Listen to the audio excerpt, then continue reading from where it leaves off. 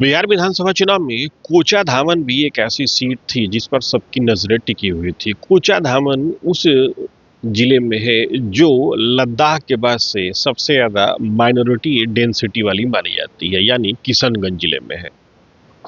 कोचा धामन seat से AIMIM ने धमाकेदार जीत दर्ज की। हमारे साथ कोचा धामन के विधायक बैठे हुए हैं।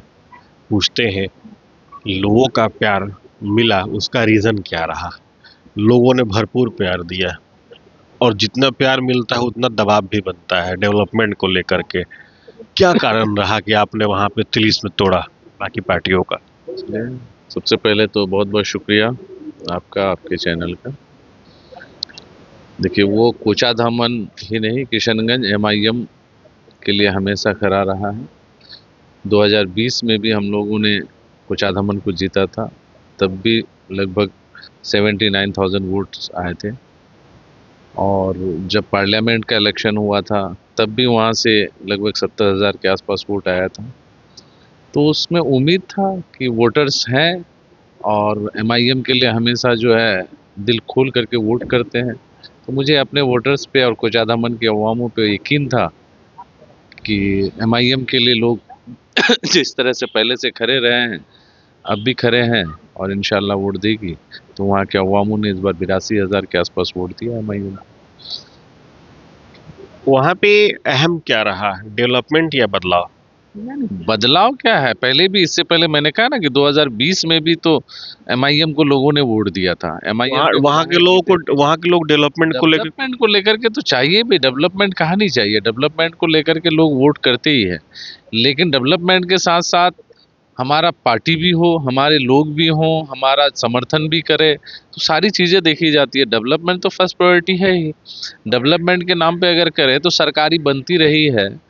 सरकार तो आज से नहीं है ना भाई। बिहार सरकार हमेशा कभी आरजेडी का भी रहा है कांग्रेस भी रहा है, लेकिन किशनगंज हमेशा पिछड़ा रहा। किशनगंज को ज़्यादा मन को क्या दे दिया सरकार।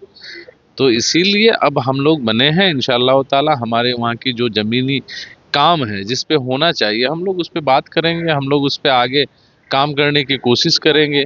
हमारे वहाँ कोचा धामन किशनगंज में सबसे ज़्यादा पलायन है, उस पे सरकारों को नज़र नहीं है। कभी सरकार देखा नहीं कि भाई क्यों पलायन हो रहा है, उस पे काम करना चाहिए। हमारे वहाँ बच्चों का डेथ रेशियो आप देखेंगे तो बहुत ज़्यादा है। बच्चे पैदा होते हैं, कुछ दिन के बाद मर जाता है, क्योंकि हमारे वहाँ अच्छे हॉस्पिटल्स नहीं हैं। हमारे वहाँ एजुकेशन पे आप चले जाइए तो हमारे वहाँ एजुकेशन पे अगर आप देखेंगे तो सबसे कम परसेंटेज है एजुकेटेड पर्सन की। क्यों है? क्योंकि हमारे वहाँ अच्छे स्कूल, अच्छे कॉलेजेस नहीं है। उस पे किसी ने काम नहीं किया। डेवलपमेंट किसको कहते हैं? सिर्फ रोड घाट बिजली ये पहुँच जाना डेवलपमेंट नहीं है ना। आने वाले जनरेशन के लिए आप क्या कर रहे हैं उस पे बात होनी चाहिए। रोड घाट बिजली ये सारी चीज़ें हैं, इस पे सरकारें आती रहेंगी, काम करता रहेगा, सब कुछ करेगा। ये विधानसभा वाइज जो फंड मिलता है वो हर विधानसभा को मिलता है। हम लोग उस पे काम करेंगे, लेकिन जो आने वाले भविष्य को बदल सकता है, जो नेक्स्ट जनरेशन के लिए अगर हम लोग कुछ कर सकते हैं उस पे काम करने की ज़रूरत है, और इंशाअल्लाह वो ताला हम लोग करेंगे। आप आरजेडी से भी जुड़े रहे, आपके पिताजी भी आरजेडी से जुड़े रहे, तो ये कहीं कुछ हार्डल जैसा कुछ लगा चुनाव में? देखिए, आरजेडी जब लालू प्रसाद यादव जी थे तब आरजेडी ठीक था, लेकिन जब से ये तेजस्वी जी आए, बता दीजिए आरजेडी कहाँ से ठीक है। ये ए टू जेड की पार्टी कहते हैं, ए टू जेड में एम कहीं दिखता है क्या? एम कभी नहीं दिखता। एम थोड़ा बहुत अब दिखने भी लगा था तो सिर्फ और सिर्फ कारण था एमआईएम के 5 विधायक जीत गए तो उनको छटपटी लग गई कि भाई अब एम हमसे बिछड़ रहा है, तो इसीलिए एम को थोड़ा बहुत जगह देने लगा। तो वो उनके अंदर जितना घमंड है उस घमंड के साथ कोई भी पार्टी में रह नहीं पाएगा। उनके कहनी और कथनी में बहुत फर्क है। आपने देखा 5-4 विधायक को वो हम एमआईएम के तोड़ के लेके चले गए, लेकिन चार में से 3 का टिकट काट दिया। क्यों टिकट काट दिया?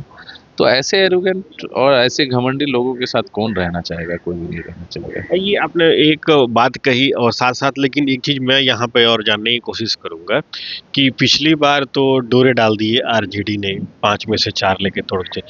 इस बार भी अगर ऐसी कोशिश होती है तो एआईएमआईएम इंटैक्ट है? देखिए, ऐसी पिछली गलतियों से वो पहले अपनी पार्टी को संभाले तब हमारे बारे में सोचे ना। अब हम लोग जो भी जीत करके आए हैं, आपको आप देख लीजिए, सारे लोग हम लोग अख्तरुल ईमान साहब और बैरिस्टर असदुद्दीन अवैसी साहब के सिपाही हैं। उनके पीछे पीछे चलेंगे, उनके साथ कंधे से कंधा मिला करके चलेंगे। जहां आवाज़ उठाने की ज़रूरत पड़ेगी हम लोग एक साथ उठाएंगे। और आज के इस इसमें 25 सीट वो लेकर के आया है, 5 सीट हम लोग भी लेके आए हैं। पूरे बिहार में इलेक्शन वो लड़ा, हम लोग सिर्फ 25 सीट में इलेक्शन लड़े। तो इसीलिए हम लोग कमज़ोर पार्टी नहीं है कि किसी के भी पीछे चले जाएं, और ना ही हम लोग का नेता कमज़ोर है कि किसी के पीछे चले जाएं। अब वो दिन चले गए। ये थे हमारे साथ कोचाधामन के विधायक। उन्होंने स्पष्ट रूप से कहा कि अब वो दिन चले गए कि जब हम किसी के पीछे चले जाएं। हाँ, उन्होंने ये बात जरूर कही कि डेवलपमेंट को लेकर के काम होगा और मूल चीजें जो क्षेत्र में जरूरत है उन पे सबसे पहले काम होगा। Sujit Kumar, TV9 digital, Patna.